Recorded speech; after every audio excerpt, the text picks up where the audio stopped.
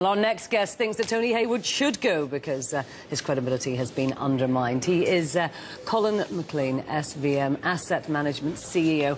Welcome to Bloomberg today. If we just look first at this Tony Hayward debacle in Moscow, it does seem very strange, doesn't it, that the Deputy Prime Minister would come out with a statement basically saying that he'd been told that Tony Hayward was going to go. Do you think that there's any substance to it? I don't think he would make a mistake. He's well connected, and I think this is not something he would say accidentally or by misunderstanding. But I would not expect this to happen in short order. I think the timing is not right for a change just right at the moment. So it may be something that's contemplated. Yes, in a sense, if Tony Hayward were to go now, he wouldn't be there to clean up his own mess, if you excuse the pun. I mean, presumably a new CEO is going to want to come in when times are looking just a little bit better, at least when the oil well's been capped. I think at least running through into August to try and see if the reef wells are going to be successful, I think would be a good juncture. But the key is that the business model of BP is broken. What was based on financial strength, deep water drilling expertise, a focus in the Gulf of Mexico, that has to change now. So it probably needs different skills to come in. The business model is broken. That's quite harsh. Do you think that they're going to have to change fundamentally? Clearly, you do. I think what they have really built the company on and the group's strengths, I think, aren't there. They'll have to focus on other strengths and other regions, and I think they will have to contemplate the issue of whether to separate out or demerge the US in some way to compartmentalise the problem. So all of these things need to be considered. So what other strengths and what other regions would you think it's best for them to concentrate on?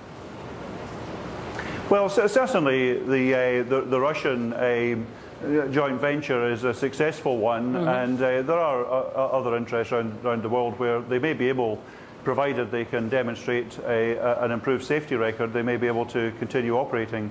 But they won't have quite the financial strength that they had in the past to bring to that.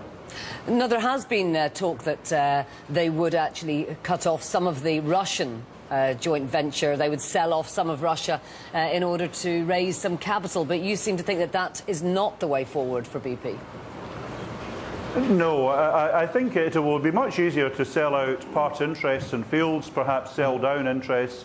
Those things are more easily sold, and also perhaps some of the downstream assets as well. So those will be much more easily done. In Russia, they would be playing a very weak hand to try and negotiate a price for exit. Oh, what about the North Sea, just north of where you are? Do you see that as something they might sell out of? There have been some successes in the North Sea from other operators recently, but I don't think that would necessarily offer the scale for BP really to work on. So it really does have to focus on the Russian interests and the rest of the world. Now, if we look at America at the moment, do you think that Robert Dudley is the CEO to take over and to try and repair BP's reputation there? Well, I'm not sure, and he may be needed longer in the US, but he certainly has dealt very well with the politics as well as the technicalities since he took over. So I think he is demonstrating a very reassuring manner and a lot of capability, and he's brought in some of the right appointees and made some good decisions already. I'm sure he would reassure investors. Now, what do you think, looking at investors, what do you think of BP's share price? Where do you see that going? Well, I think it's driven as much by sentiment as a value just now, because the value really is opaque, and I do think it could yet fall down to the £2 level. The problem is that the credit markets in terms of BP's bond rating and also the equity market is really close to BP, and that's what that's showing. We're also coming up to a quarter end, and some investors like to window dress or remove BP or reduce it from their portfolios at the quarter end, so that's quite a key issue as well. Colin McLean from SVM Asset Management in Edinburgh, thank you very much for joining us.